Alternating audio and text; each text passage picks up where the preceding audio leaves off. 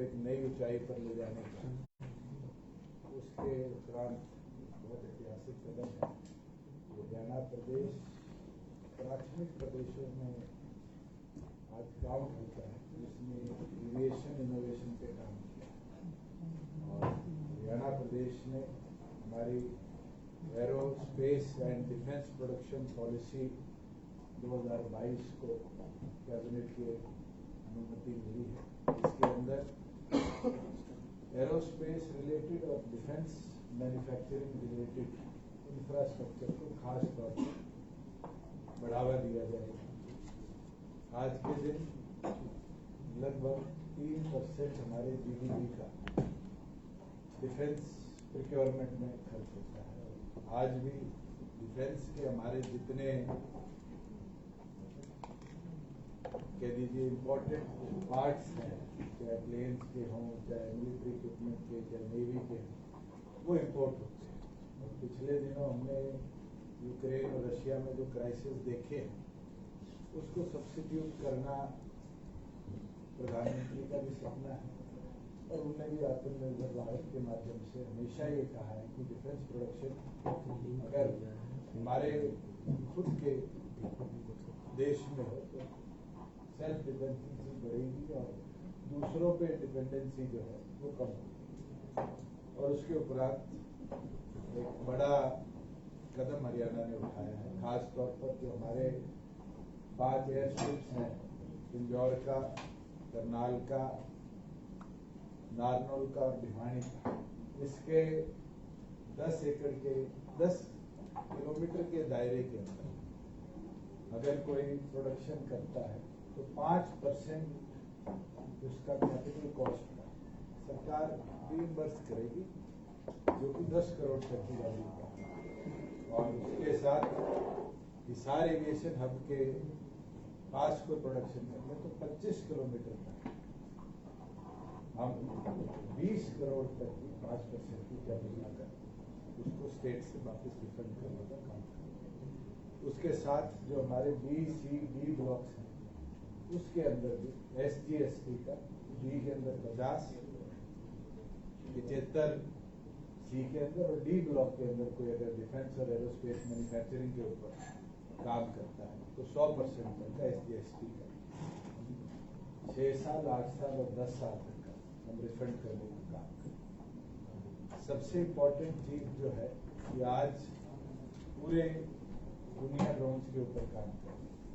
हरियाणा भी उसको बढ़ावा देने के लिए कदम उठा रहा है। हमारा टारगेट है कि अगले 5 साल के अंदर अंदर हम हिसार एविएशन हब के साथ साथ एविएशन मैन्युफैक्चरिंग, खास तौर पर ड्रोन मैन्युफैक्चरिंग के ऊपर फोकस करके काम करें।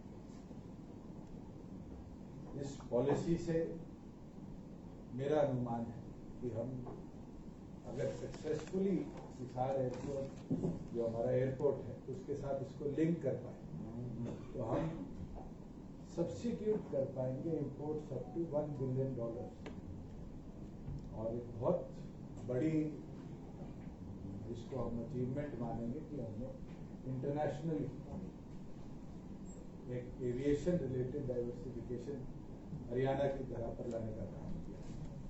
हमारा जो एयरपोर्ट का काम है वो लगभग मिड स्टेज में है, रनवे कंप्लीट होने की कगार पे है।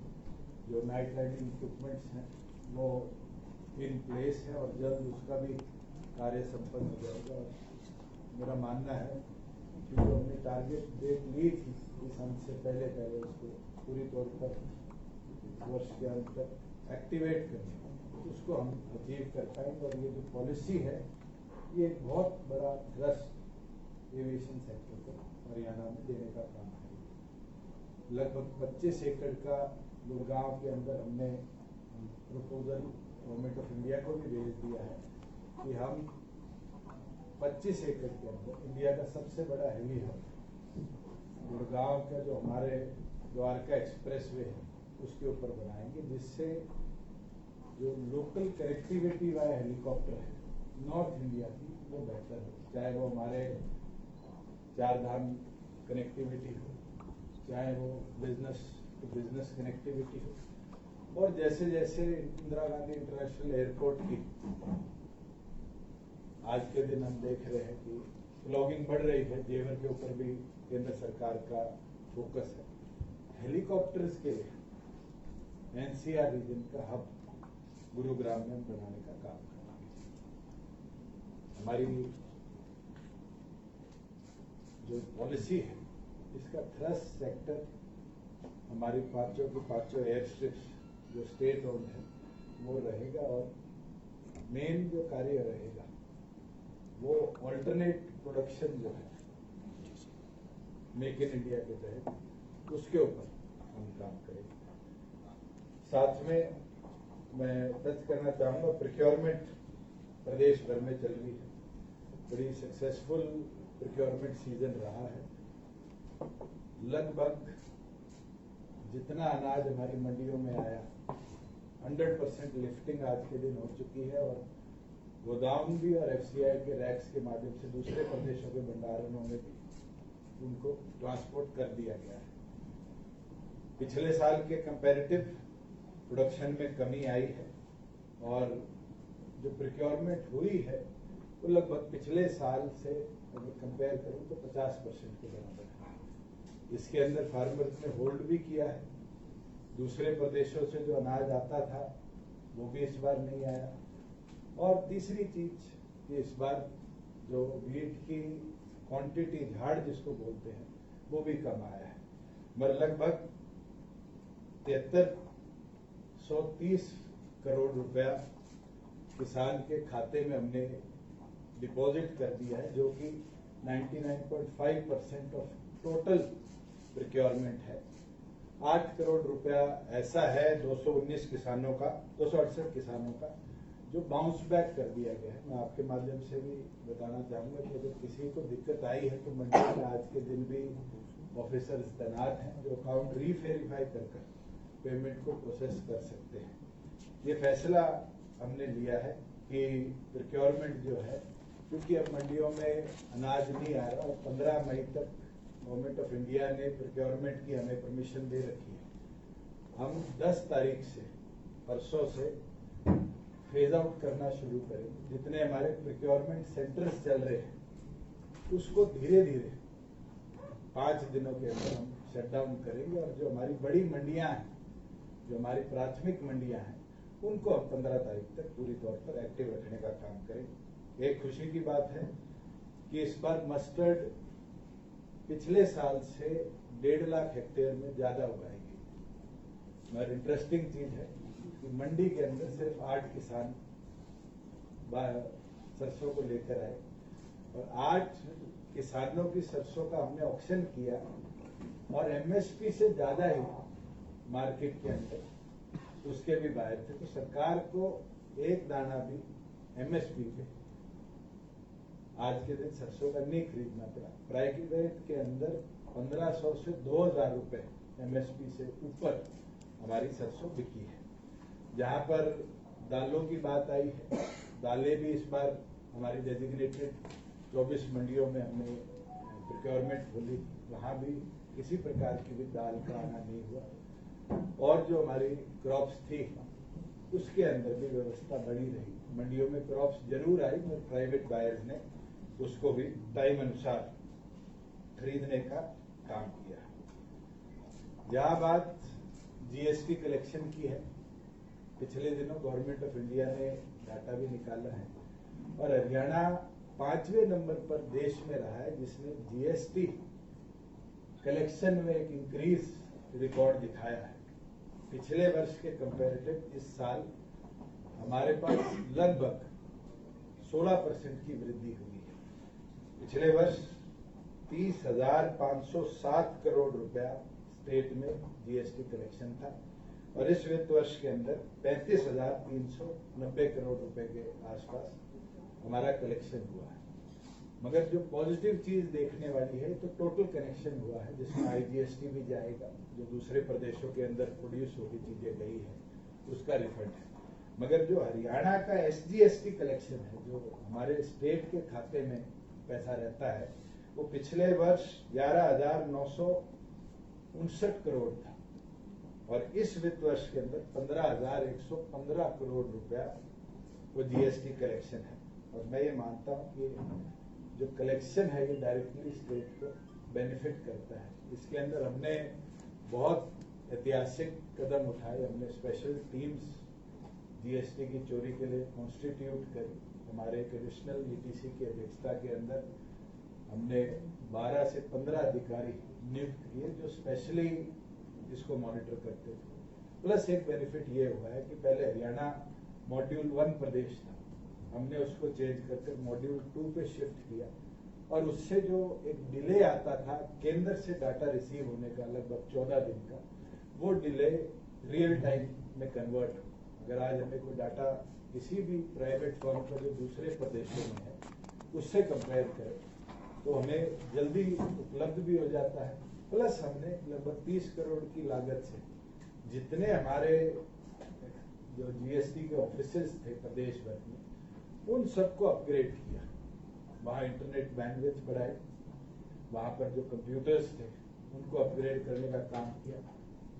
नया जो हमारा आर्टिफिशियल इंटेलिजेंस टूल्स जो गवर्नमेंट ऑफ इंडिया के अवेलेबल थे उनको अडॉप्ट किया और धीरे धीरे कर स्कैनिंग कर जो लोग टैक्सेशन के अंदर कहीं वॉयलेशन करते थे उनको पकड़ा और ये जो मात्रा बढ़ी है ये उसका नतीजा है। और लगभग अगर हम ओवरऑल कलेक्शन आज 35,000 करोड़ पे पहुंचे तो हमारा टारगेट है कि अगले वित्त वर्ष के अंदर हम इसको 40,000 करोड़ तक ले जाने का काम करेंगे, जिससे जो इस साल हमें उम्मीद तो नहीं है, हम भी केंद्र से चर्चा में है कि जीएसटी कॉम्पनसेशन जो है उसको और 3 साल की वृद्धि दी जाए। मगर जब जीएसटी बना था तो कॉम्पनसेशन सेस 5 साल के लिए, अगर वो नहीं बढ़ता तो हम सेल्फ डिपेंडेंसी की और बढ़ने का काम करेंगे। साथ में एक निर्णय और लिया है कि हमारे सारे जो ऑफिसर्स आज डील करते हैं ईटीओ एटीओ लेवल पर टैक्सेशन को, उनको भी हम गवर्नमेंट ऑफ यूनाइटेड किंगडम की मदद से एक स्पेशल ट्रेनिंग कैंप उन ऑफिसर्स का लगाएंगे जो कि 2 अलग अलग जगह चलेगा, हिपा के अंदर और हमारे यहाँ ट्राई सिटी रीजन के अंदर जहाँ भी हमें इंस्टीट्यूट मिलेगा, जहाँ की यूनाइटेड किंगडम के ऑफिसर्स आकर, क्योंकि जीएसटी उनके पुराना प्लेस था, वो आकर हमारे ऑफिसर्स के साथ चर्चा भी करेंगे, उनको इक्विप और ट्रेन भी करेंगे समय अनुसार अपग्रेडेशन के अंदर कि आज जीएसटी को और कैसे हम मॉनिटर करें, कैसे टैक्स की जो इवेजन है उसको रोकने का काम करेंगे। साथ में हमने जो गवर्नमेंट ऑफ इंडिया के जीएसटीएन के नए आर्टिफिशियल इंटेलिजेंस टूल्स अवेलेबल हैं उनको भी इंडक्ट करने का निर्णय किया है और जल्द उन टूल्स को भी हम प्रदेश के अंदर लाने का काम करेंगे। पिछले कैबिनेट के अंदर हमारी 2022-23 की एक्साइज पॉलिसी भी आई और आप सबने उसको देखा भी समझा भी कि हमने पिछले 2 वर्ष में क्या क्या ऐतिहासिक कदम उठाए जिससे हम लीकेज बोल सकते हैं जो होती थी उसको रोक पाए और हमारा रेवेन्यू बढ़ा। आज के दिन जो लास्ट ईयर हम लगभग 6400 करोड़ पे थे उसको हमने इस साल 7938 करोड़ पे पहुंचाने का काम किया, जो कि अपने आप में एक रिकॉर्ड है। और इस साल का हमने टारगेट लिया है कि हम उसको भी बढ़ाकर 9200 करोड़ तक ले जाने का काम करेंगे। इसके अंदर जो कि दिल्ली की पॉलिसी पिछले दिन आई थी और उनने रेट्स में बहुत स्लैशिंग करी थी, हमें जरूर ड्यूटीज कम करनी पड़ी, रेट्स कम करने पड़े, मगर प्रदेश के अंदर हमने 100 वेंड्स कम करने का भी निर्णय लिया। जिन गांव के हमारे पास पिछले साल प्रस्ताव आए थे जब सरपंच मौजूद थे या जिन गांव ने ग्राम सभा करके आज हमें भेजा है, उन गांव के अंदर भी हम वेंड्स को बंद रखने का काम करेंगे और उसके साथ साथ नई टेक्नोलॉजी का उपयोग करेंगे। लास्ट ईयर जैसे पॉलिसी का एक पार्ट था जो बड़ा इम्पोर्टेंट था कि हम डिस्टिलरीज के अंदर सीसीटीवी कैमरा लगाएंगे। मैं आपको शेयर कर सकता हूँ कि हमारी तमाम डिस्टिलरीज, तमाम बॉटलिंग प्लांट्स, तमाम जो वेयर हाउसेज हैं L1 और L13 उनके अंदर सीसीटीवी कैमराज आज इंस्टॉल्ड है। 24 आवर मॉनिटरिंग हेड ऑफिस तक हम कर सकते हैं। साथ में जो फ्लो चेन होती थी उसमें अब फ्लो मीटर लगाए जाएंगे, जिसमें हमें जो मेरा अनुमान है 98% तक एक्यूरेसी प्रोडक्शन टू बॉटलिंग तक की रिकॉर्ड हम कर पाएंगे। इस बार 2 नई चीज जो हमने लास्ट पॉलिसी में रखा था उसको इम्प्लीमेंट हम कर देंगे। पहली चीज QR कोडिंग के साथ track and trace from the point of origin to point of sale. हमारे पास एक एक चीज मॉनिटरिंग में रहेगी। हमारे जितने वेंडर्स होंगे प्रदेश के अंदर उनके अंदर QR रीडर्स, POS सिस्टम हम लगवाने का काम करेंगे और उनको भी CCTV मॉनिटर करवाने का काम करेंगे। प्लस जितने हमारे आगे बार्स हैं, रेस्टोरेंट्स हैं, जो लाइसेंसीज हैं हमारे, उनको भी POS सिस्टम के साथ कनेक्ट करेंगे कि उनका डाटा भी हमारे ऑफिस में रियल टाइम रिकॉर्ड रहे और कहीं कोई इलीगल सेल होती है तो उसको तुरंत हम मॉनिटर कर पाएंगे। साथ में हमने एक टारगेट लिया है कि जितनी हमारे लेबल्स थे उनको अगर कहीं भी कोई डिफॉल्ट नहीं है तो उनको ऑटो रिन्यूअल की ओर लेकर जा रहे हैं, जो ईज ऑफ डूइंग बिजनेस के अंदर बहुत बड़ी डिमांड लंबे समय थी। उसके साथ अगर कोई भी लेबल इलीगली सेल करता पकड़ा जाता है, नकली होलोग्राम या QR के साथ पकड़ा जाता है और प्रूव हो जाता है, तो आगे से उस ब्रांड के लेबल अप्रूवल प्रदेश में पूरी तरह से बंद कर देंगे। वो ब्रांड्स हमारे प्रदेश में क्योंकि इलीगल सप्लाई में पकड़े गए, फिर आने वाले भविष्य के अंदर वो सेल ना हो। साथ में एक निर्णय और जो मैं आपके साथ शेयर करना चाहूंगा कि हमारे पटवार खानों की ओर पिछले 1.5-2 दशक में कभी ध्यान नहीं दिया गया, क्योंकि पटवारी मॉडर्नाइज हो रहे हैं और पीछे भी गवर्नमेंट की ओर से डिजिटलाइजेशन की ओर कदम उठाया गया। इस बार ये निर्णय लिया गया है कि सारे पटवार खानों को अपग्रेड किया जाए, सारी तहसीलों को अपग्रेड किया जाएगा और मेरा ये प्रयास रहेगा कि इस वर्ष के अंदर जैसे हमने नंबरदारों को मोबाइल फोन के साथ इक्विप करने का निर्णय लिया है, पटवारियों को भी हम आने वाले समय में डिजिटलाइजेशन की ओर इक्विप करेंगे। पहला कदम उसमें ऑलरेडी उठाया गया है और इस फसल जो अगली आएगी उसमें हम इम्प्लीमेंट कर देंगे कि अगर फसल खराबा होता है तो फसल खराबे के अंदर किसान को भी रिपोर्टिंग की पावर मिलेगी और वो डिजिटली मिलेगी कि वो अपने मोबाइल से GPS कोऑर्डिनेट्स को कोऑर्डिनेट करता हुआ अपनी फसल खराबे की रिपोर्ट को अपलोड कर दे और अपलोड करने के उपरांत पटवारी को भी हम डिजिटली अपग्रेड करेंगे, चाहे टैब्स के या मोबाइल सॉफ्टवेयर के माध्यम से, कि वो भी उस फील्ड में जाकर उसको रीवेरीफाई करेगा। जो पहले कंप्लेंट्स आती थी कि पटवारी विजिट नहीं करते, वो कंप्लेंट फिर ऑटोमेटिक मोड पे आकर खत्म हो जाएगी। दूसरी चीज है कि जो अब रिकॉर्ड है, पिछले दिनों हमने आपके साथ साझा किया था कि लैंड रिकॉर्ड हमने सारा डिजिटलाइज कर दिया है। हमारा प्रयास रहेगा कि पंचायत रिकॉर्ड और पटवार रिकॉर्ड उसको भी हम डिजिटल फॉर्म में ले जाने का काम करेंगे। जैसे इस कैबिनेट के अंदर एक और ऐतिहासिक निर्णय लिया गया कि इंजीनियरिंग वर्क्स के लिए हमने PWDO की ओर से कॉमन पोर्टल बनाया है, जिसमें 28 विभागों ने अपनी सहमति दे दी और 28 विभागों के अब जितने भी रजिस्ट्रेशन ऑफ, चाहे वो कॉन्ट्रैक्टर्स हों, उसके साथ साथ जितने भी हमारे प्रोजेक्ट्स हैं उनकी कॉमन टेंडरिंग का एक सिस्टम बन जाएगा कि वो एक कॉमन पोर्टल पर टेंडर होगा जिसको गवर्नमेंट देख पाएगी। उसी तरीके से हम रेवेन्यू को भी एक कॉमन पोर्टल पर ले जाने का काम कर रहे हैं, चाहे वो डिजास्टर पार्ट हो, चाहे वो रेवेन्यू रिकॉर्डिंग का पार्ट हो, कि आने वाले समय में ये सारा भी कंसोलिडेटेड तरीके से मॉनिटर एक जगह से समय अनुसार हो जाए। डिप्टी कमिश्नर लेवल पर भी इसकी प्रॉपर मॉनिटरिंग हो पाए और आज अगर किसी गांव का रिकॉर्ड हमने मंगाना है तो उसके अंदर हमें हफ्तों लग जाते हैं कि नीचे से ऊपर रिपोर्ट आने में। जब ये डिजिटलाइज हो जाएगा तो with in minutes head office level तक भी वो सारा मामला रेगुलरली हम मेंटेन भी कर पाएंगे, रिकॉर्ड भी कर पाएंगे और ऑब्जर्व भी कर पाएंगे और इससे मुझे लगता है आम जनता को भी बहुत सहूलियत आने वाले समय में देने का काम है। साथ में जो हमारी पंचायतें हैं, बड़ी खुशी की बात है कि माननीय हाई कोर्ट ने पिछले दिनों निर्णय दिया और जो हमने अमेंडमेंट 2020 में करी थी उसको स्टे ना करते हुए परमिशन दी है आप क्योंकि कई जगह ड्रॉ ऑफ लॉट्स पेंडिंग थे, जैसे ही वो आ जाते हैं, जैसे म्युनिसिपल कमेटी और काउंसिल्स के चुनाव के लिए सरकार ने सिफारिश कर रखी, पंचायत चुनाव की सिफारिश को भी हम स्टेट इलेक्शन कमीशन के माध्यम से आगे बढ़ाने का काम करें कि अगले महीनों के अंदर प्रदेश में म्युनिसिपल कमेटी, काउंसिल और जिला परिषद, ब्लॉक समिति और पंचायतों के चुनाव प्रॉपरली हम कंडक्ट करवाएं। कब कर रहे हैं सर? हमारी ओर से जो डिप्टी कमिश्नर्स ने बीसी के, महिला के कई जगह जो पेंडिंग थे या कई जगह अपील्स में केसेस थे, उनको डिस्पोज करने की ऑलरेडी आदेश दे दी गए। जैसे उनकी रिपोर्ट आ जाएगी उसके साथ साथ ही उस सिफारिश को सरकार भेजने का काम करेगी।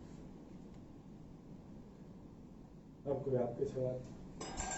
ये जो आपने जो लीकर के जो बैंड्स थे, तो वो मेन बैंड के साथ एक सब बैंड दे रहे थे पहले आप, अब वो खत्म कर दिया तो इस बार ये चेंज हुआ है कि अर्बन एरियाज में सब बैंड परमिसिबल नहीं, क्योंकि हमने जोन साइज 4 बैंड्स का बनाया है, तो उसको देखते हुए, क्योंकि हमारे ये विश्वास है कि आज के दिन अर्बन एरिया में बैंड्स की जो तादाद है वो बहुत है और उसको कम करने के लिए उचित कदम हो। तो ये 100 तो वैसे ही कम हो गए जब आपने सब बैंड बंदी कर दी, पॉलिसी हो तो उसको वैसे। पिछली बार भी जो हमारे नंबर ऑफ सब बैंड्स थे वो अर्बन एरियाज में 0 थे, मगर वो पॉलिसी का एक पार्ट था कि परमिसिबल थे अगर कोई चाहता। हमने उसको इस बार पूरी तौर पर बंद कर दिया है, सिर्फ हम रेगुलर बैंड्स की ओर प्रश्न आया कि सस्ती होगी शराब, इस शराब सस्ती हुई क्या? जो हमारी इम्पोर्ट ड्यूटी और एक्सपोर्ट ड्यूटी लगती है उसको रिड्यूस हमने किया है प्रोडाटा बेसिस। हो गया बीएसपी साफ किया 5-7 रुपये से 2 रुपये कर दिए, उसका लोगों को क्या बेनिफिट, लोगों को क्या वो तो सस्ती मिलेगी? नहीं, आपने दिल्ली में देखा होगा, विपक्ष ने भी दिल्ली की जो पॉलिसी आई थी उसके अंदर जो कॉस्ट रेशियो थी बहुत बड़ी मात्रा में डिक्रीज हुई, और दिल्ली ने तो ऐसी हालत कर दी, मैं तो शौक में था कि 1:1 रेशियो में भी काम चल गया, बाय 1 गेट 1 फ्री, जो कभी सोच नहीं सकते। हमने उस और काम नहीं किया, हमने इम्पोर्ट कॉस्ट कम किया है। जो IFL थी उसका पहले जो बेसिक कोटा था वो 3,20,000 केसेस का था, उसको बढ़ा के 10 लाख केसेस किया है कि हमारी मॉनिटरिंग भी ज्यादा रहे। प्लस एक चीज जरूर करी है, पहले कस्टम वेयर हाउसेज जो गवर्नमेंट ऑफ इंडिया के उससे जो भी सामान निकलता था उसका कोई डाटा स्टेट के पास नहीं आता। इस पॉलिसी में हमने मैंडेट कर दिया है कि कोई भी कस्टम वेयर हाउस से माल निकलेगा, कस्टम्स की ओर से भी हमें इंटीमेसी दी जाएगी, प्लस जो परमिट्स है उसकी कॉपी भी हमें उपलब्ध है। उसके साथ साथ ट्रांजिट के ऊपर भी हमने मॉनिटरिंग बढ़ाई। बहुत सी ऐसी अल्कोहल थी जो परमिट छत्तीसगढ़ का कटता था और वो डंप होती होती प्रदेशों के अंदर उतरती 2-3 प्रदेशों को क्रॉस करती थी और पॉइंट ऑफ ओरिजिन तक नहीं पहुंचती। इस पॉलिसी में हमने ये मैंडेट किया है कि कोई भी व्हीकल अगर वो अल्कोहल लेके मूवमेंट में होगा तो वो हमारे पॉइंट ऑफ एंट्री पे रिपोर्ट करेगा और उसको 8 घंटे की अनुमति दी जाएगी कि हमारे स्टेट बॉर्डर्स को क्रॉस करे, और क्रॉस करता हुआ भी वो हमें रिपोर्ट करता जाएगा, जिसके अंदर लीकेजेस 0 हो जाएगी, डंपिंग 0 हो जाएगी। साथ में अगर कोई 8 घंटे में हमारे बॉर्डर्स को क्रॉस नहीं करता, फिर एक्साइज एक्ट में हमने परमिट कर दिया कि उसको तुरंत इम्पाउंड भी करें और तुरंत उसके ऊपर FIR कर उसके सख्त से सख्त एक्शन हम लेने का काम करेंगे, जो कि हमारे पिछले अमेंडमेंट के अनुसार एक्साइज में परमिशन है। तो जीपीएस में होते हैं, 8 घंटे का आपने टाइम बाउंड किया है, जीपीएस में होते हैं, मगर कोई भी ट्रक पंजाब से, हिमाचल से, चंडीगढ़ से ओरिजिनेट करता है और उसने दिल्ली जाना है, उसने मध्य प्रदेश जाना है, राजस्थान जाना है, तो उसको हरियाणा क्रॉस करना है। पहले 2 केसेस हमारे सामने पिछले एक्साइज ईयर में आए कि पलवल से अरुणाचल का परमिट कटा और ट्रक पकड़ा गया सोनीपत। इस तरह की गतिविधि ना हो, इसको रोकने के लिए फुल प्रूफ मेजर प्रदेश में हमने लिया, और हमारा इतना बड़ा प्रदेश तो है नहीं कि 8 घंटे के अंदर उसकी क्रॉसिंग ना हो पाए, तो एक मॉनिटरिंग भी रहेगी और साथ में किसी तरह की लीगल डंपिंग को भी रोकेंगे। मैं जानना तो ये चाह रहा था कि कौन सी शराब सस्ती कितने रुपये में होगी? वो तो ईडीपी रेशो में जो एक्स डिस्टिलरी प्राइस किसी केस का है उसके प्रोराटा बेसिस पे सस्ती हो। मैं ब्रांड वाइज तो आपको नहीं बता सकता। जो कोई इंटरेस्ट की जगह सस्ती होगी तो मैं जानना चाह रहा हूँ सस्ती क्या होगी। मैं आपको ये बता सकता हूँ 2 कदम हमने उठाए हैं। जो हमारा डे 1 से प्रोसीजर रहा है कि हम जो कंट्री लिकर है उसको सपोर्ट नहीं करते। हमने पहले बॉटलिंग प्लांट्स में उसकी मैन्युफैक्चरिंग बंद करी और इस बार उसके रेट्स इंक्रीज करें कि कंट्री लिकर को धीरे धीरे फेज आउट मैनर में प्रदेश में कम करें। वहीं हमने पहले 700 एडीपी की हरियाणा में अल्कोहल परमिसिबल उसको हमने बंद किया और 900 एडीपी तक लेकर गए। पिछले वर्ष 900 को 950 तक लेकर गए और इस वर्ष हमने 950 वाली भी बंद कर प्रदेश के अंदर 1050 एडीपी की जो हमारी अल्कोहल है उसको परमिट किया है या उससे ऊपर वाली। 1050 से 5000 तक के स्लैब्स में कोई चेंजेस नहीं है। 5000 से 7000 के स्लैब्स में माइनर चेंजेस है।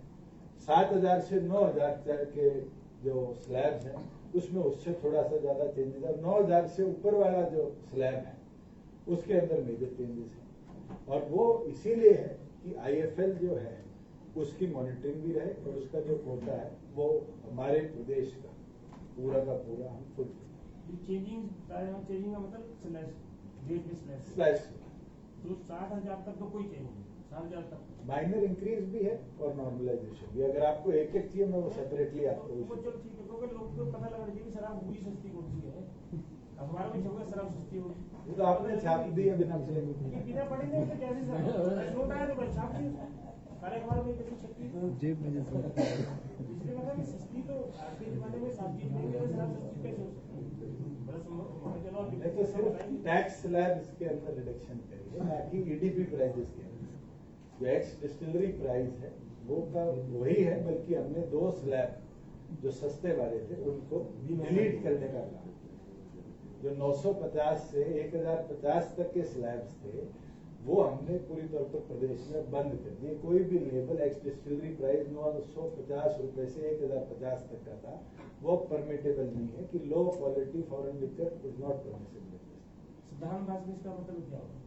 इसका मतलब हुआ कि 4% प्रदेश का जो हमारा रेवेन्यू आता था एक्साइज का वो अब दूसरे स्लैब्स में शिफ्ट हो जाएगा। एक दूसरी है 6 लेबल्स ऐसे थे जो कि रजिस्टर्ड थे इस गैप के अंदर, वो 6 अब परमिसिबल नहीं है। अच्छा दुष्यंत जी, आप लोकल बॉडी इलेक्शन में बीजेपी के साथ जा रहे हैं या तो पीछे इकट्ठे गए थे और दोनों संगठन ये तो मिलकर निर्णय ले चुनाव डिक्लेयर हो जाए। निरंतर चर्चा इसमें होती है और दोनों का जो फैसला होगा वो आगे लोकल बॉडी जो पंचायती राज इलेक्शन में कैरी फॉरवर्ड होगा। तो ये सवाल इसलिए है कि आपकी तैयारियां अलग चल रही हैं, उनकी तैयारियां अलग चल सारे रही हैं। संगठन अपनी तैयारियां करते हैं।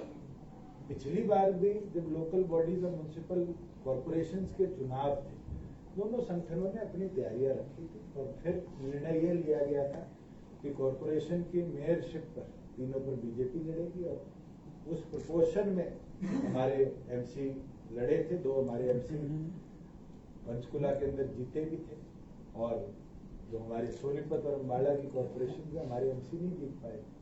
जहां एज काउंसिल्स के चेयरमैन की बात थी वहां 3 पर जेजेपी लड़ी थी और 4 पर बीजेपी लड़ी थी। ये तो दोनों संगठनों का इंटरनल डिसीजन है और एक बार चुनाव डिक्लेयर होने दीजिए, आपके साथ साझा भी कर लेंगे।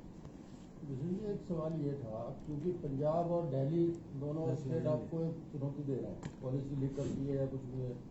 पिछले दिनों उन्होंने पंजाब में पेट्रोल डीजल पे वैट कम कर दिया तो वहाँ एक 1.5 से 2 रुपए का शायद अंतर आ गया है।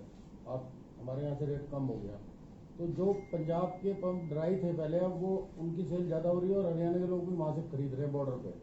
तो इसको लेके कोई रिव्यू देखिए जहाँ पेट्रोलियम प्रोडक्ट्स के वैट की बात है, हरियाणा का पेट्रोलियम वैट का जो शेयर है वो डिक्रीज नहीं हुआ, परसेंटाइल पे इंक्रीज हुआ। मैं डाटा सेपरेटली क्योंकि अभी मेरे पास नहीं है मैं शेयर कर सकता हूँ कि पिछले 1 साल में मंथ वाइज हमारी वैट की कलेक्शन क्या है। दूसरी चीज है पंजाब एक फिक्स्ड मेथड पे चलती है कि पेट्रोलियम प्रोडक्ट पर वो रुपए के हिसाब से वैट लगाती है। हरियाणा ने 2020 में निर्णय लिया था कि हम रुपए के हिसाब से नहीं परसेंटेज के हिसाब से करेंगे, और उसके अंदर हमें बेनिफिट ये हुआ जब फ्यूल कॉस्ट नीचे गया तो हम सबसे नीचे थे, और जब फ्यूल कॉस्ट ऊपर गया तो उस प्रोपोर्शन में वो इंक्रीज हुई। आज के दिन क्योंकि fuel prices are extremely high, और ये कोई प्रदेश का तो प्रोहिबिटिव नहीं है, केंद्र का भी नहीं है, ये तो ग्लोबल मार्केट और वो ट्रेंड तय करते हैं कि पेट्रोलियम प्रोडक्ट्स के प्राइसेस क्या जाएंगे। मगर आज के दिन में हम राजस्थान से कंपेयर करें, दिल्ली से कंपेयर करें, हमारे prices of petrol and diesel are extremely on the lower side. Punjab ने कोई one time step in reduction of VAT in rupees उठाया है, तो वो उनको उनका खुद का निर्णय है, और मुझे नहीं लगता कि ये लॉन्ग टर्म सस्टेनेबिलिटी रहेगी, क्योंकि आज के दिन अगर पंजाब 1-1.5 रुपए की कटौती करता है तो मल्टीप्लिकेशन फैक्टर में बहुत बड़ा मार्जिन होता है। और जब मैं जीएसटी की बात कर रहा हूँ, आपने खुद देखा कि हरियाणा ने कैसे 16% वृद्धि करी, कैसे हम 35,000 करोड़ तक हमारे कलेक्शन को ले गए। और अच्छी चीज ये है कि उत्तर प्रदेश से तो हरियाणा बहुत छोटा प्रदेश है, एरिया साइज में भी और पॉपुलेशन साइज में, और जीएसटी जो है वो कंपैरेटिवली ऑन कंजम्पशन साइड है, उसके बावजूद भी ऑन द कलेक्शन साइड हम उत्तर प्रदेश के एट पार हैं। लगभग शायद 801 करोड़ रुपए का डिफरेंस पिछले महीने का रहा है, और मैं ये मानता हूं कि अगर इस तरह हमने हमारी मॉनिटरिंग को और इम्प्रूव किया तो हम उत्तर प्रदेश को भी ओवरटेक आने वाले समय में टैक्स कलेक्शन में कर पाएंगे। बीजेपी ने सदस्यता अभियान चलाया था, 10 लाख 50 लाख की जगह फिगर आई थी, कितनी सदस्यता? 10 लाख 7.5 लाख के लगभग हमारा हुआ है, और बहुत से ऐसे यूनिट्स हैं अलग अलग सेलों के, चाहे वो माइनॉरिटीज हो, युवा हो, जिन्हें सेपरेटली भी अपना टारगेट अब मानना है। 1 लाख का टारगेट इनसो ने दिया है, जो अब वो कॉलेजेस, यूनिवर्सिटीज और स्कूल्स के अंदर जाकर नए छात्रों को भी हमारे छात्र संघ के साथ जोड़ेंगे। ये जो इन्होंने टारगेट दिया वो इसी में ऐड होगा, इसके एडिशनली है मतलब इसको कुल मिलाकर अगर जो टारगेट डॉक्टर जयसिंह चौटाला जी ने 13 तारीख से शुरू करवाया था, 13 मार्च से, वो टारगेट था 4.5 लाख का, कि हम प्रत्येक कॉन्स्टिट्यूएंसी 5,000 सदस्य जोड़े, और हमने उससे लगभग 2.25 गुना पहुंचने का काम किया। और इसको धीरे धीरे, क्योंकि अभी तक इंसो ने अपना कार्य नहीं शुरू किया था, युवा ने सेपरेटली काम नहीं किया था, माइनॉरिटीज ने अपना काम नहीं किया था, बैकवर्ड सेल ने अपना अलग से काम नहीं किया, अब वो सेल्स अपनी ओर से भी टारगेट ले रहे। मैं ये मानता हूँ दुगुना हो जाएगा, कि जो हमारे संविधान के अनुसार भी संगठन में आदमी जुड़ना चाहिए, प्रति 2 वर्ष के अंदर नई मेंबरशिप होनी चाहिए, उसको हम अचीव करें।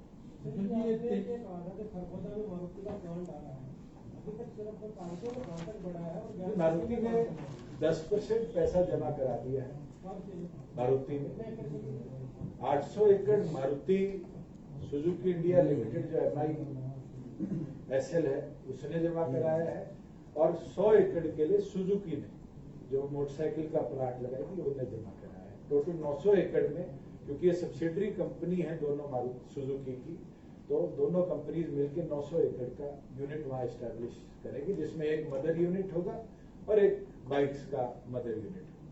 भूषण जी, रणदीप सुरजेवाला लगातार क्रिटिसाइज कर रहे हैं शराब पॉलिसी को लेकर, कह रहे शराब सस्ती हो रही है, सिलेंडर महंगे हो रहे हैं। एक सवाल तो ये है, दूसरा है जो दिल्ली में एक भाजपा नेता तेजेंद्र बग्गा गिरफ्तार होते हैं, पूरा इन नाटकीय घटनाक्रम अभी भी लगातार चल रहा है, रात को कोर्ट खुली है, कैसे देखते हैं? देखिए, सबजुडियस मैटर है बग्गा जी वाला, क्योंकि 3 प्रदेशों की पुलिस उसमें इन्वॉल्व हुई थी। दिल्ली में क्या हुआ है मेरे पास उसके तथ्य तो है, मगर मुझे इतना जरूर संज्ञान में आया कि कोई पंजाब के कोर्ट ने कोई अरेस्ट वारंट इशू किया, जो कोर्स ऑफ एक्शन लीगली है वो पंजाब पुलिस और दिल्ली पुलिस ने। हरियाणा के पास तो जो कंप्लेंट आई थी वो हमारे होम मिनिस्टर ने भी, डीजीपी ने भी बड़ी क्लियरली आपको बताया कि हमने उसके ऊपर इनेक्ट किया है। जहाँ पॉलिसी की बात है, हमने तो 100 वेंड्स कम करे, हमने बेटर मॉनिटरिंग करी है, और एक्साइज का जो हमारा टारगेट है उसको 1200 करोड़ और बढ़ाया है इस एक्साइज ईयर से। जहां तक स्लैशिंग ऑफ रेट्स की बात है, ये तो स्टेट का प्रेरोगेटिव है कि दूसरी स्टेट्स को देखते हुए, कंपेयर करते हुए स्टेट्स रिड्यूस कर सकती है। उससे अगर कोई चीज सस्ती हो महंगी हो, मैं तो उनको भी कहना चाहूंगा, उनकी सरकार गठबंधन में आज महाराष्ट्र में है, वहां पेट्रोल के दाम कितने हैं, हमने तो कम कर दिए थे, वो क्यों नहीं करवा पा रहे। आज राजस्थान में है, उनने भी वहां कम करवाने का काम किया। तो अगर उनने असलियत में पेट्रोलियम कॉस्ट कम करवाने हैं तो जिन प्रदेशों में उनके सहयोगियों के साथ या उनकी खुद की सरकारें हैं, सबसे पहले ये चर्चा वहां करें तो बेहतर रहेगा कि आप पेट्रोलियम प्रोडक्ट्स के दाम कम करिए, जिससे इन्फ्लेशन भी इनडायरेक्टली कम हो। उसी की तरह 10% का अमाउंट जमा कराया है, 800 एकड़ और 100 एकड़ आपने बताया, तो किस रेट में आप हॉस्पिटल को जमीन दे रहे हैं और कब तक ये शुरू होने की संभावना है? 2.96 करोड़ रुपीज प्रति एकड़ के अंदर हमने ऑक्शन 2.96 करोड़ रुपीज पर एकड़ पे हमने ऑक्शन निकाला था। ऑक्शन के अंदर क्योंकि मदर यूनिट है, एक ने अप्लाई किया और वो उसको अलॉट हुआ है, और 2 उसके अंदर जरूर दिक्कत आई थी। एक कोई वाटर कोर्स था, उसको हमने जो चेंज करना था, गवर्नमेंट ने उसको चेंज करने का निर्णय ले लिया। दूसरा था एनवायरमेंट क्लियरेंस का, वो आ चुकी है केंद्र से और वो हमने हैंडओवर कर दिया। अब जैसे ही मारुति बचा हुआ पैसा जमा कराएगी, लैंड उनको हम हैंडओवर करने का काम। हमारे जवान जो सरहद पे शहीद होते हैं, पंजाब सरकार उनके आश्रितों को 1 करोड़ रुपये देती है। हरियाणा में ये राशि 7 लाख, आपको नहीं लगता कि हरियाणा में ये राशि लगी? हरियाणा में उसके साथ साथ एडिशनल बेनिफिट्स भी बहुत दिए जाते हैं। अगर वो फौज में नौकरी ले लेता है परिवार का कोई सदस्य, तो वो सेंट्रल गवर्नमेंट के प्रेरोगेटिव में बने, नहीं तो प्रदेश के अंदर भी हम उसको नौकरी का प्रावधान देते हैं। उसके साथ साथ हमने इकलौता प्रदेश है जिसने ये निर्णय कर नोटिफाई कर रखा है कि कोई भी गांव का शहीद बॉर्डर पे होगा, डीसी को पावर है कि उसके गांव का स्कूल भी हम उसके नाम पे करेंगे। और आने वाले समय में मैं ये निर्णय भी लेने का काम करूंगा कि जो शहीद होगा उसके गांव को जाने वाला जो भी पीडब्ल्यूडी का रास्ता होगा, वो भी हम उसके नाम पे डेडिकेट करने का काम करेंगे, क्योंकि वो हमारा सन ऑफ सोइल भी रहा है और उसने देश के लिए अपनी जान न्यौछावर करने का काम किया। और एक खुशी की चीज है, जींद जिले में मैंने एक पायलट चलवाया था कि हमारे आज तक जब से देश आजाद हुआ है, आर्म फोर्सेस के अंदर 76 जवान जींद के शहीद हुए थे। और 26 जनवरी को जब मैं वहां गया तो ये आदेश देके आया था कि 1 महीने के अंदर सारे जितने स्कूल्स हैं उनको उन मेटर्स के नाम पे हम डेडिकेट करें, और 1 महीने में हमने उसको अचीव कर लिया। सेकेंड डिस्ट्रिक्ट हमने दादरी लिया, फिर भिवानी लिया, और अब गुड़गांव के अंदर भी हमने इसको टेकअप किया है। और मेरा ये टारगेट है कि 15 अगस्त से पहले हरियाणा प्रदेश के 22 जिलों के अंदर जितने जवान बॉर्डर पे शहीद हुए हैं उनके नाम पर उनका जो गवर्नमेंट स्कूल है, चाहे वो प्राइमरी हो, मिडिल हो या सीनियर सेकेंडरी हो, उसको हम डेडिकेट करें। भूषण जी, जो चंडीगढ़ के अंदर है बाहर के टाइम 3 बजे तक करती है रात को, तो यहाँ भी बढ़ाने की हमने पिछले साल भी प्रोविजन रखी थी, एडिशनल फीस देता है तो जरूर प्रोलॉन्ग्ड आवर्स तक उसको वो कैरी फॉरवर्ड कर सकते हैं। प्रोविजन पहले ही है। गुड़गांव में 24 आवर्स 24 आवर्स नहीं है, आपकी परमिसेबल जो लिमिट है वो शायद 2 बजे तक है, और 2 बजे के बियॉन्ड अगर आप एक्सटेंड करते हो तो उसकी एक शायद 20 लाख रुपए है, मेरे हैंड पे तो नहीं है क्योंकि पिछले साल हमने इंडेक्ट किया था, उसको फिर एक्सटेंडेड 4 या 6 घंटे का समय है, उस तक बढ़ाया जा सकता है। देखिए, जो मेंबरशिप पूरे देश में चली, पूरे लगभग 25 में 5 का जो टारगेट था वो लगभग 7-8 हुए, मोदी से ज्यादा भी होगा। ये अगले लोकसभा और विधानसभा के चुनाव की तैयारियां हैं बीजेपी की स्वतंत्र चुनाव पे चुनाव लड़ने की या गठबंधन के तौर पर लड़ने की, या इसमें क्या अभी आत्मनिर्भरता वाली बात जो है वो चल रही है? कोई भी पार्टी, कोई भी संगठन बिना कार्यकर्ताओं की नहीं चलती, और आत्मनिर्भरता वाली बात नहीं। हमने विधानसभा चुनाव से 11 महीने पहले एक संगठन बनाया, हमारा सिंबल भी विधानसभा चुनाव में परमानेंट मिला और उसको आज हमने रिजर्व किया है। और उसके बाद घर घर जाने का प्रयास हमने 2020 में शुरू किया। 2020 के अंदर क्योंकि कोविड आ गया, वो गतिविधि रुकी। 20 अंत से लेके 21 अंत तक किसान आंदोलन चला, उसमें भी बड़ी लिमिटेड गतिविधियां रही। फिर कोविड की तीसरी वेव भी हमें झेलनी पड़ी, उसके बाद ये निर्णय लिया गया कि प्रत्येक गांव तक, प्रत्येक घर तक हमारा संगठन पहुंचे। वो चाहे कांग्रेस हो, चाहे भारतीय जनता पार्टी हो, चाहे और भी कोई दल हो, प्रत्येक दल ये प्रयास करता है कि वो घर घर तक पहुंचे। तो हमारा भी ये प्रयास है कि नए कार्यकर्ताओं को हम जोड़ने का काम करें। हमारे पुराने कार्यकर्ता हैं, क्योंकि हमारे संविधान अनुसार हमें उनको भी रजिस्टर करना पड़ेगा हर 2 साल में, तो रजिस्टर कराने का काम करें। जहाँ बात आगे चुनाव लड़ने की है, मैं डे 1 से कह रहा हूँ और आज भी रिपीट कर देता हूँ कि हम मिलकर सरकार चला रहे हैं और आने वाले भविष्य में भी मिलकर चलेंगे। राज्यसभा चुनावों में किशन जी जेजेपी का दावा रहेगा कि अभी चुनाव तो डिक्लेयर होंगे, अभी तो क्या परिस्थितियां रहेगी दोनों सीटों के ऊपर। जो आने वाले समय में मिलकर चलेंगे जो शब्द है, ये सरकार का है या आगे चुनाव का भी है। बात कर रहे हैं, 24 की बात कर रहे मैं तो सरकार का भी कह रहा हूँ, चुनाव हैं। का भी। सरकार में तो आप नहीं मिलकर चल ही रहे नहीं, हैं। आप, मैं तो इसलिए रिपीट कर रहा हूँ कि जब गवर्नमेंट बनी थी तो लोगों ने हमें 1 महीने में गिरने का कहा था, फिर 3 महीनों में गिरने का कहा था, फिर 6 महीनों में कहा था, फिर साल में कहा था, फिर कहा था 1 दिन की और बच गई। आज 2.5 साल सक्सेसफुली हमने गवर्नमेंट चलाई है और ये विश्वास दिला देता हूँ कि 2.5 साल अगले भी इसी सक्सेसफुली तरीके से सरकार चलाएंगे और लोकसभा और विधानसभा भी सक्सेसफुली होगा। दूसरी बेरोजगारी को लेकर जिस तरीके से आरोप प्रत्यारोप का सिलसिला लगातार जारी है और वही सीएमआई की जो रिपोर्ट है उसको लेकर क्या कहेंगे? आपने भी 75% आरक्षण की भी बात की। बिल्कुल 75% जो हमारी रिजर्वेशन फॉर लोकल कैंडिडेट्स है वो आज के दिन बहस कंप्लीट हो चुकी है। फैसला हाईकोर्ट में सुरक्षित है, निर्णय आ जाएगा। जैसा सुप्रीम कोर्ट के आदेश थे कि कोई कोरेसिव एक्शन नहीं लेना, कोई पेनल्टीज नहीं लगानी, मगर इस एक्ट की रजिस्ट्रेशन तो शुरू हो गई। एक्ट की रजिस्ट्रेशन शुरू है, इंडस्ट्री भी हजारों की तादाद में रजिस्टर हो चुकी, लोकल कैंडिडेट्स भी डे बाय डे नए रजिस्टर हो रहे हैं।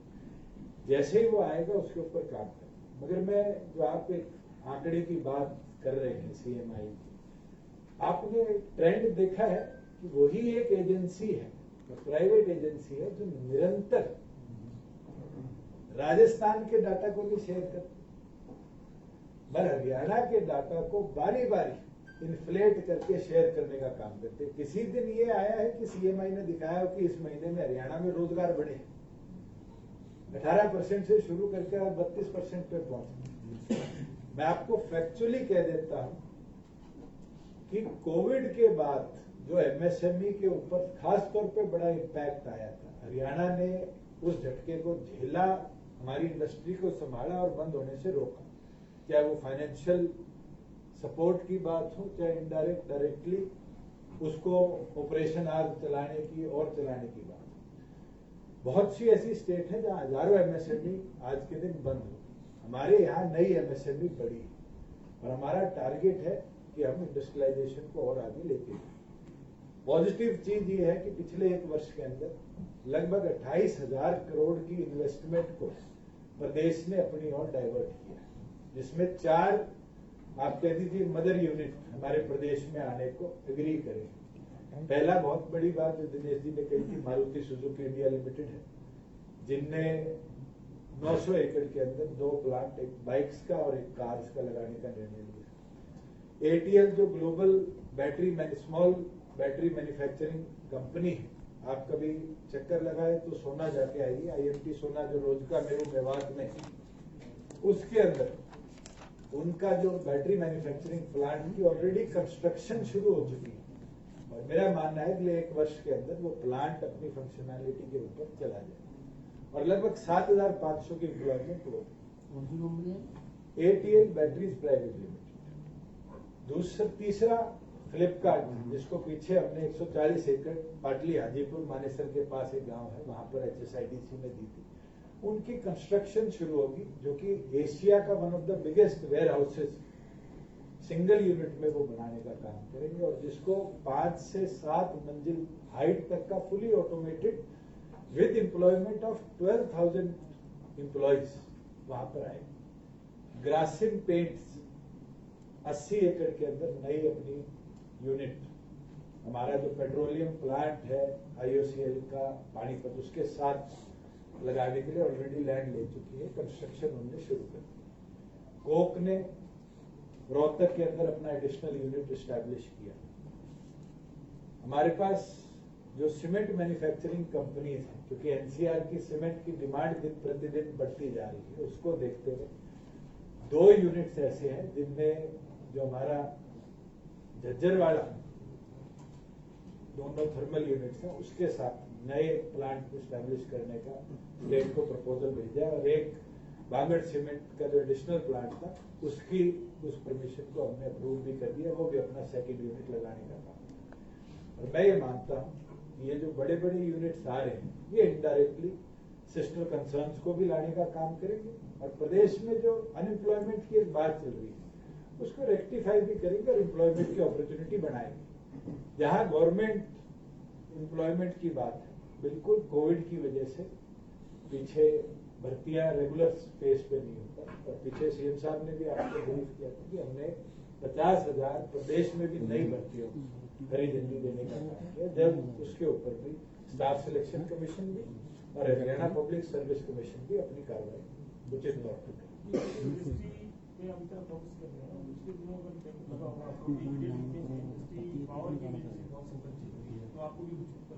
बिल्कुल वो एक कंसर्न है, और मुझे लगता है कि पावर डिपार्टमेंट ने बहुत हद तक उस कंसर्न को आज के दिन दुरुस्त कर दिया है, और मुझे उम्मीद है कि अगले 5 से 7 दिनों में जो हमारी सप्लाई रुकी हुई थी रेगुलर तौर पर जो आनी थी, चाहे वो हाइडल की आनी है, क्योंकि भाखड़ा फुल कैपेसिटी पे मई में एंड में आके चलता है, तो जो बीबीएमबी से प्रोडक्शन आनी है एडिशनल वो भी हमें सप्लाई हो गई।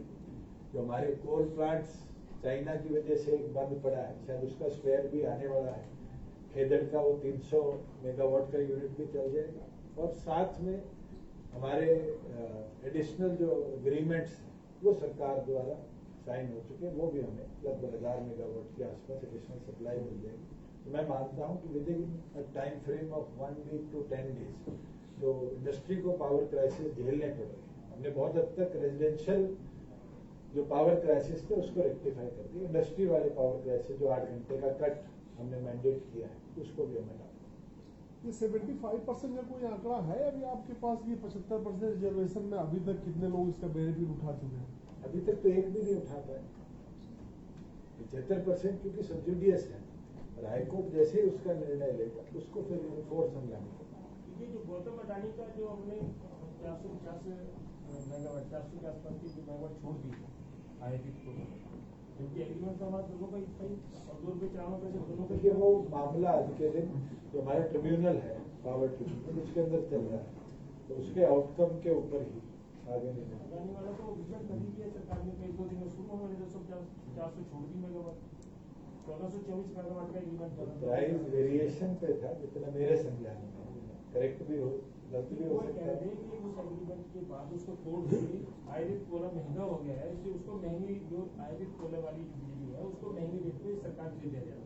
तो हरियाणा ने कहा कि हम इसको खरीदते ही नहीं है, मतलब हमारा 250 देते जो हमारे देसी कोले से बनी है, लेकिन 2 रुपये 4 रुपये से दोनों का ही आना आयुर्वेद कोले का आना। मैंने जो लास्ट रिव्यू पावर डिपार्टमेंट से लिया था उसके अंदर यही था कि जो हमारा रेट के ऊपर रिवीजन के ऊपर एक पिटीशन ट्रिब्यूनल में चल रही है उसके ऊपर अभी चर्चा हुई, तो एडिशनल एग्रीमेंट ऐसा हुआ है मैं जरूर उसका संज्ञान लेकर आपको शेयर जी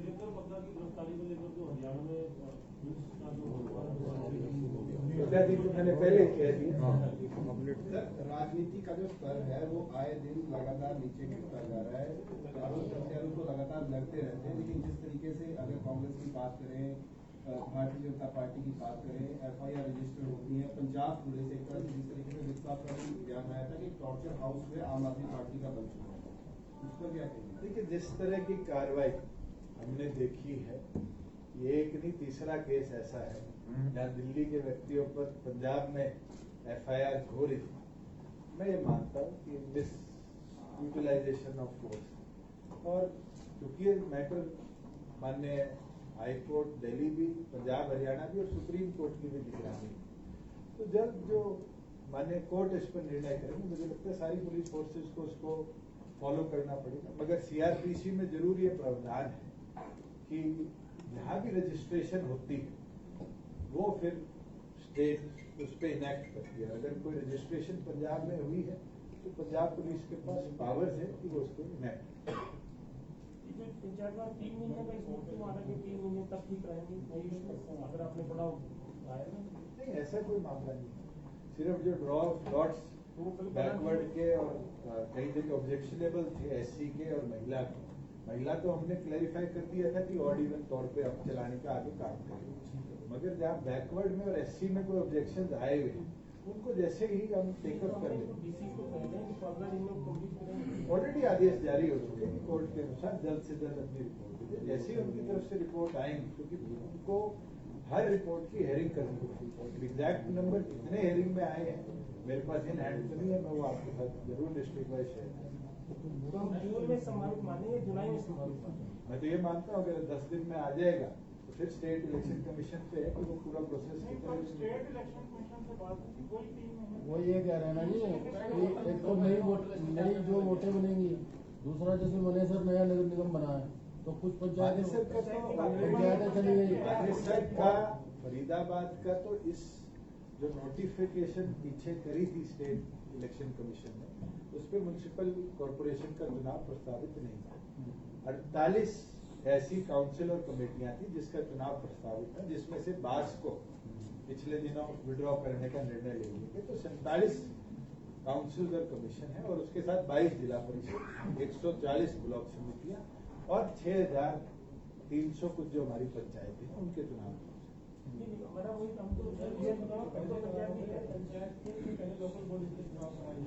हाई कोर्ट में लोगों ये तो स्टेट इलेक्शन कमीशन की जैसी तैयारियां होंगी उनका प्रेरोगेटिव है, प्रदेश सरकार के। पहले सरकार परमिट कर चुकी है उनको, चुनाव सामने भी भेज चुके हैं लोग।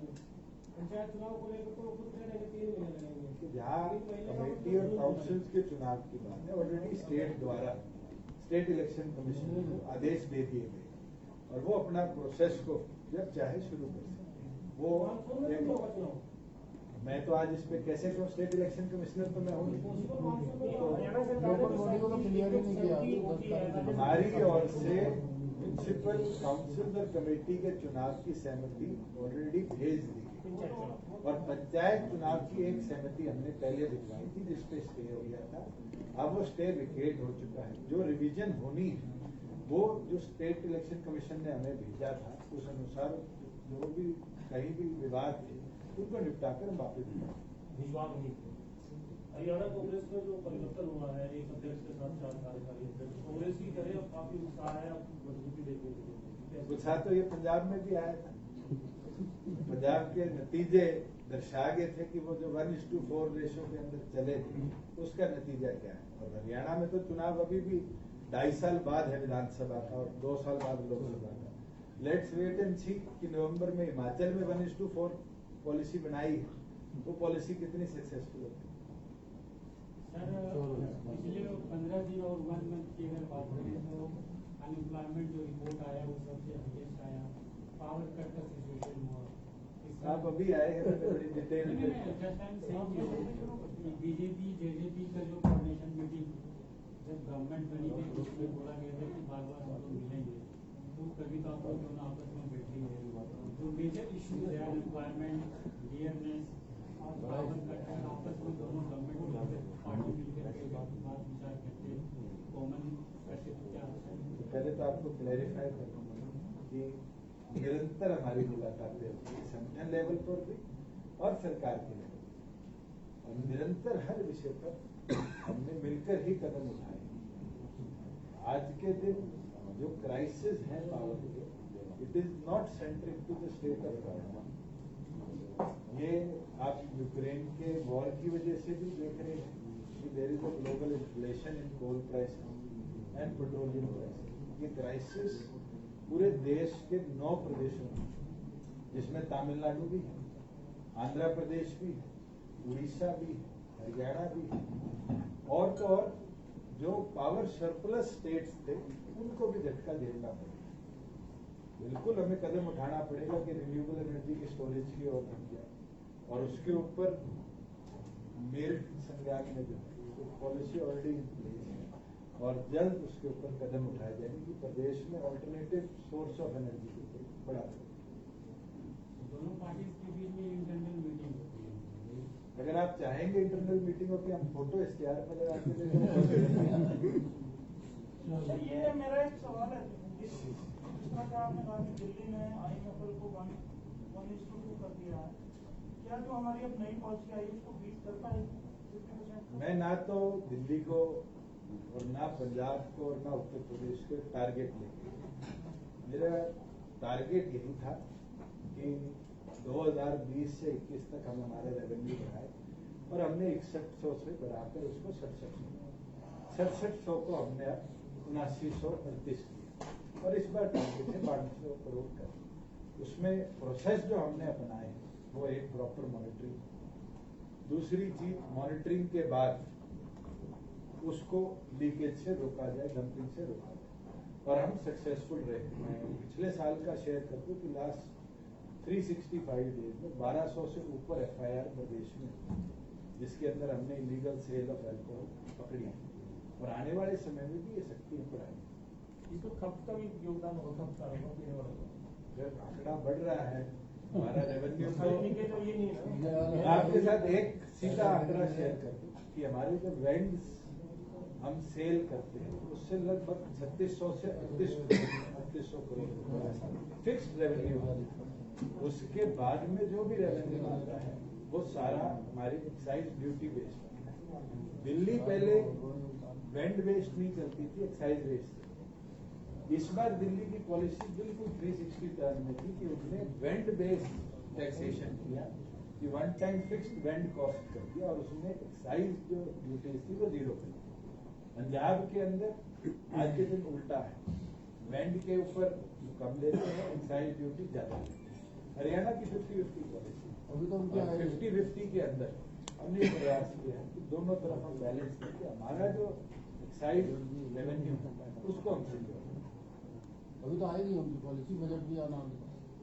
पंजाब सरकार से पूछे आपका देख के कम कर देगा अपने पेट्रोल डीजल के करके। तो बहुत